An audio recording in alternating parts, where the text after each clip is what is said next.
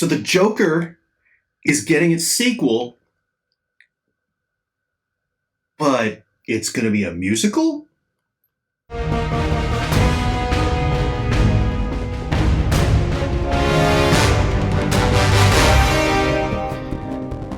All right, so I got to start off, and it has been a busy week, but we got to start off with a new segment that I will probably know as this week's WTFs.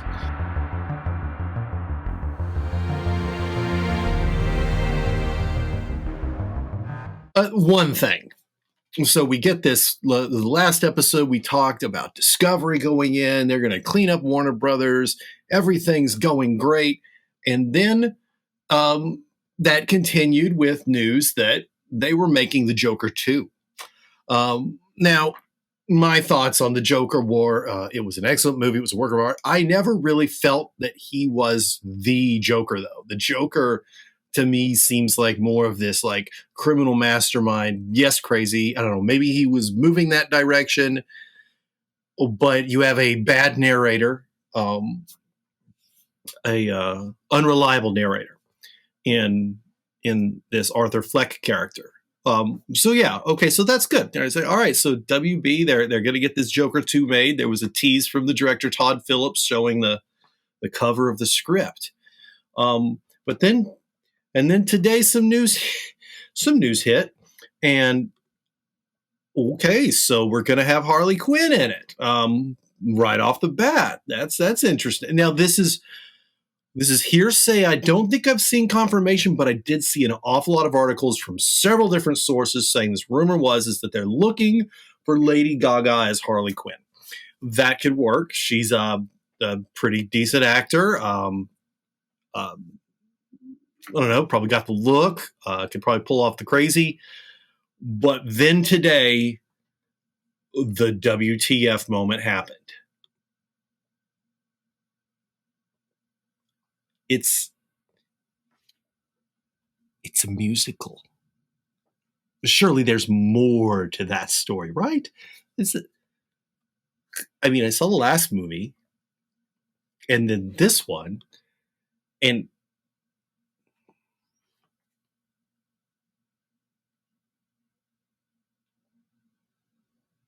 okay, so moving right along, we have some Rebel Moon. Some Rebel Moon information. Zack Snyder had on Vero dropped this image, and actually it was a little video, but I swear she doesn't move. And this is one of the characters from Rebel Moon. I'm assuming it's not one of the good guys, but then again, you never know. Sci-fi is sci-fi. Of a costume test. And actually, even before that, we got a lot of information. So I did find it. I don't know how reliable it is. This little small synopsis that it's going to focus on us. I've heard some of this. That it's going to focus on a small, peaceful colony on the edge of the galaxy, trying to live under the devastating rule of a tyrant known as Belisarius.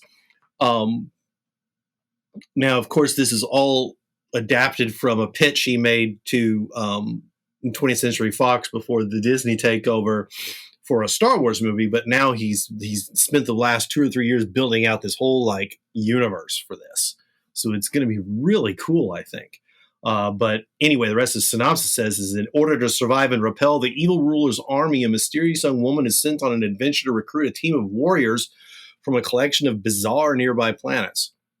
So this is going to be cool. I'm really interested to see what kind of like, with every new sci-fi, it's like what kind of like space travel methods do they have? Because, in Star Wars, they had hyperspace, which they called light speed, which made me think that the galaxy they were in was very small because light speed wouldn't get you between two stars in less than several years.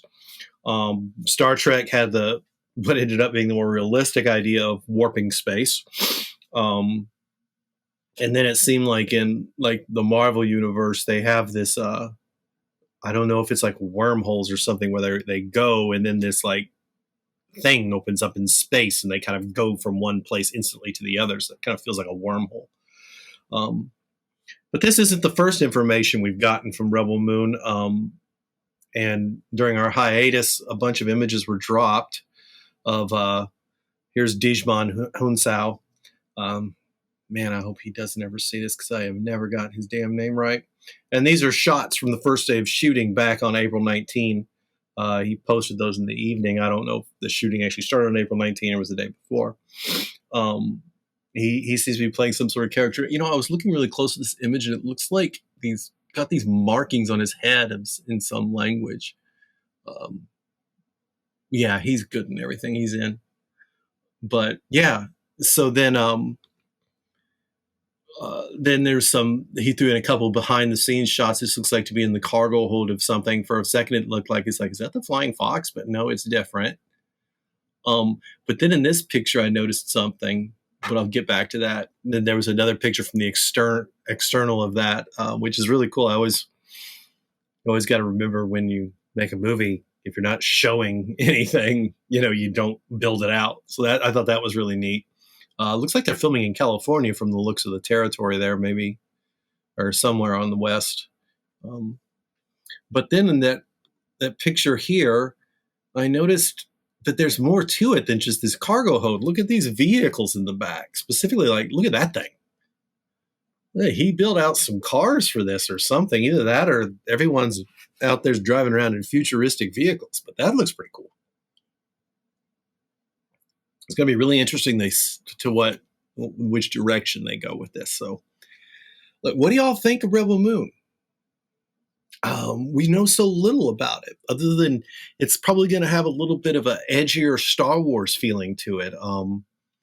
He mentioned Kurosawa and Star Wars, so part of that is not just making it a pure sci-fi. There's got to be a bit of that mythology, and Snyder loves his mythology. I mean, from 300 to the Justice League, there's always been this bit of mythology in there.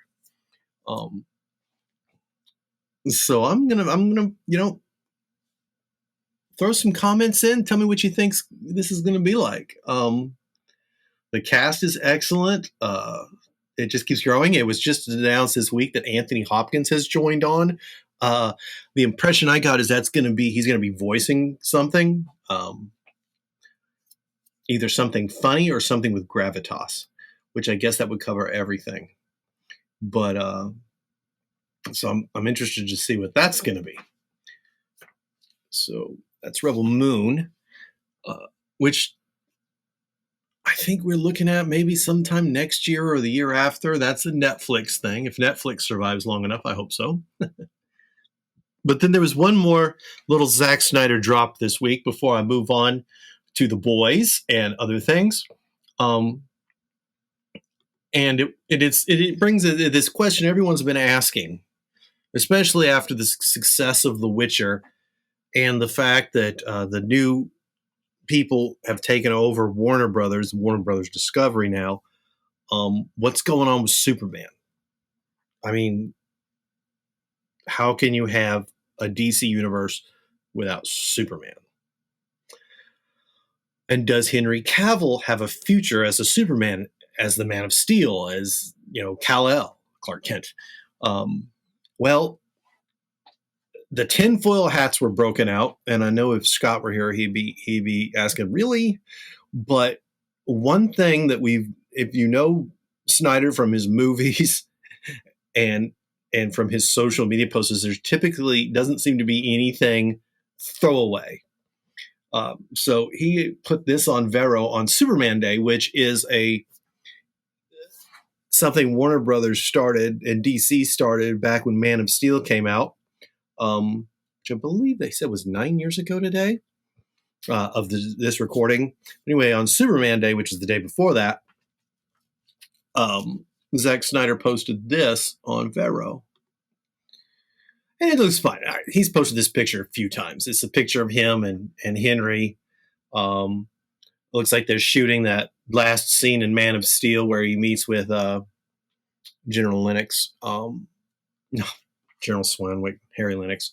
But the text, watch the text. My Superman, past, present, and future. Well, now,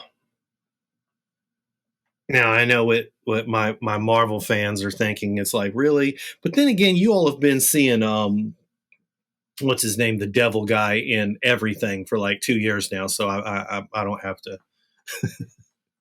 What is his name? Oh, that would have been really funny. But yeah, you're always looking for the slightest clue for the thing you want. And the fact that he specifically says future, and it's not like this is a big giant post where it was something buried in there. That's all he says: past, present, and future. Um, and so, needless to say, lots of people responded to this. He was pretty quiet, but then he's been liking a few posts that say "never give up hope" and that type of thing, and he's liked these posts. So here's hoping that Henry is still on the radar. I always wonder in situations like this. Now you got to watch. It's like if things start ramping up. There's already been a few post-merger posts by Snyder. Posted with him and Aquaman and him on the beach making the seahorse, which is what Aquaman rides in the comics. And then this, and it's not like he's being quiet at this point. So if that starts ramping up, that's when maybe someone in his crew has clued him in that they're paying attention, that WB's paying attention, and he needs to show them. Not saying anyone's talking, but the way that Snyder cut fell, it's like they were paying attention. He needed that result on the day that it happened, and then the day that we had the big release of Snyder Cut trending. And then it wasn't long after that they got in touch with him. So be on the lookout. Like they had someone, I guess that old Twitter account that I don't pay too much attention to anymore, had some sort of event today. So Restore the Snyderverse was trending for whatever that's worth. But without involvement from Snyder or any of the cast, I don't know. I don't think that they try to say this day's important, and it's the day Man of Steel came out, but there was no hint. There's always a hint. So that's what I think. I can't imagine. I heard a rumor that, and this has been in several casts far before mine, that one of the insiders had implored Zaslav to get Henry Cavill back as Superman. So we'll see how that all turns out. I think it would be best. I think he's arguably the best Superman. I mean, he looks the part, he acts the part. He's a more interesting Superman. I think a little more like the comics, whereas instead of being this perfect Boy Scout, he does have some flaws. He makes mistakes. But yeah. Now, to take that image and flip it on its side, last week, or actually it was the week before now, The Boys Season 3 has dropped. And let me tell you, this show did not waste any time getting back to business. This is a psychopathic, insane ride that this Boys show is. I need a drink for that. So the first off, I got to mention right now, spoiler warning. There's no way to talk about all this stuff without spoilers. So spoilers are coming. It's time for spoilers. Are you ready? So here's what you do. You're like, I don't want spoilers for The Boys. I haven't turned it on yet. I've been catching up on other things. It's like we got Obi-Wan Kenobi and then now Ms. Marvel, which I still need to watch. But you know what? I had a free night and caught up on The Boys. And let me tell you, watching these back to back can be a little brutal. But here's what you do. So, pause the video after I explain this. I'll tell you when. In the video description, some people are like, this guy's a real asshole. This is supposed to be kind of funny, but it's probably not. I have chapter markers. So what you do is after I say go, pause the video, and then click the chapter marker for the Black Adam trailer reaction. Unless you don't want spoilers for the trailer, and then in which case the video's done. Please like and subscribe, and we'll see you next week. That being said, go. All right. So This one immediately kind of caught me off guard that it's the last episode of the second season. Nazi girl got fried by Butcher's wife's son, who's Homelander's kid, and she died too. But so they set this a year in the future. Huey's working for the government, and he's even in charge of Butcher. Butcher's kind of like, okay, so now I'm going to try to do the right thing and work for this, like stopping superheroes the right way, or soups. And everything seems to be going well for the characters. So of course, that isn't going to last. So what they get wind of from, I believe Maeve brought it out, is that there's an anti-soup weapon of some kind, and that's when everything gets crazy.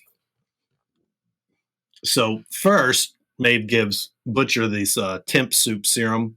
That sounds funny. And he gets some powers. And that was a great scene. He takes this stuff that's supposed to only last 24 hours, and he takes on Soldier Boy's old sidekick and ends up slicing him in a car in half with I-beams. And then later in the most recent episode, now, like I said, if you haven't skipped the spoilers, this is your last chance because I'm about to spoil episode 4. Still here? You're still here. Awesome. Did you like and subscribe yet? No? Good. Whatever. Probably already subscribed anyway. So in the 4th episode, Huey takes this stuff, unbeknownst to Butcher, after Butcher told him not to. Of course Butcher did. He's trying to protect him, maybe, or just doesn't want anyone else to have powers. Needless to say, I noticed something, and I'm certain this was obvious, but maybe not. It seems their powers are comparable or equivalent to their nemesis. So when Butcher took the temporary serum, he got the heat vision, and he couldn't be shot, and he was super strong, right? Just like Homelander. I didn't see him fly, but you know what? Flying is always if you've seen Shazam and stuff like that, Greatest American Hero, and even Man of Steel, it's kind of a leap of faith. It's like, really? Because that seems weird. Maybe he hasn't tried. But then when I realized this is when Huey took the serum, he got super speed, just like A-Train. And you know about him and A-Train from the very first episode of the whole show. So I found that interesting. So I'm going to keep an eye on that and see what else happens. So that's pretty cool. And then it kept going. We were introduced to their Captain America takeoff. Several new characters have been brought in, actually. But the main one has been Soldier Boy, played by Jensen Ackles of Supernatural fame. And he's pretty hilarious. He's a very violent Captain America type. But I will say also most of the characters that have brought in have already bought the farm, most of them in this sequence that was set back in the 80s in like Nicaragua. And the head explosions have continued, along with the identity of the person exploding the heads being Victoria / Nadia. So then Huey reverts back. There's a very brutal scene of him having his arm broken on purpose to get out of work. You got to do what you got to do, right? But then where we left off in the very last episode was Soldier Boy being back. He blasted Kimiko, and then she wouldn't heal, and he went running through walls, and he's gone. Blasted with some sort of weird power from his chest, so maybe he's the weapon now. I don't know. But it does bring up a couple of things. One, other than the super hamster, which was pretty hilarious, very Monty Python-esque, is they're actually a soup-killing weapon because he's still alive. So this is the first time he's been awakened in like 40 years, apparently, or maybe they awoke him in between. I guess we're going to find out. So hopefully that'll be back Friday. I saw on Twitter there was some sort of snafu with it coming out at midnight or whenever it comes out, and people were having a problem with that. I don't usually watch it until later in the evening or the next day. But so I'm really excited for that. This season has been fire so far. So if you haven't checked it out. Why did you watch all that? Because I literally spoiled the first 4 episodes. Jeez. So the last thing that's happened since the last time we talked is a really interesting trailer dropped for Dwayne Johnson, The Rock's Black Adam. And I have thoughts, but let's take a look at this.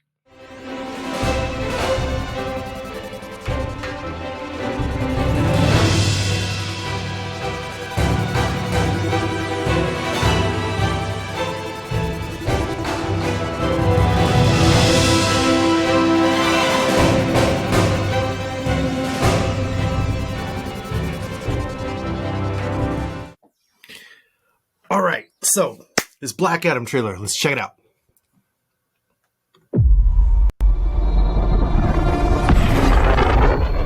Black Adam, what have your powers ever given to you?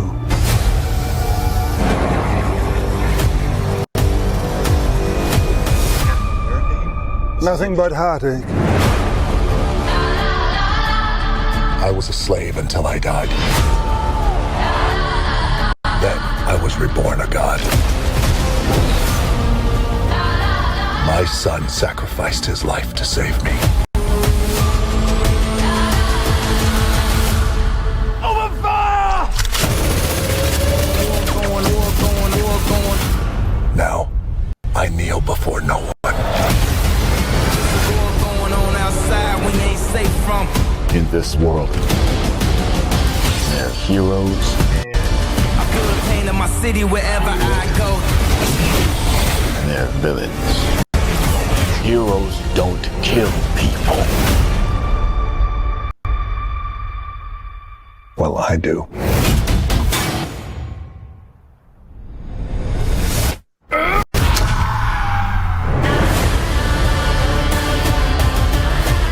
My vision has shown me the future. You have 2 choices. You can be the destroyer of this world, or you can be its savior.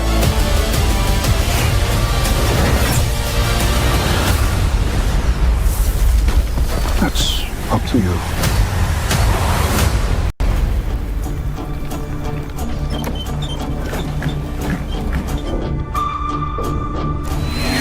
Behind you! Did he just catch a rocket? He got a rocket.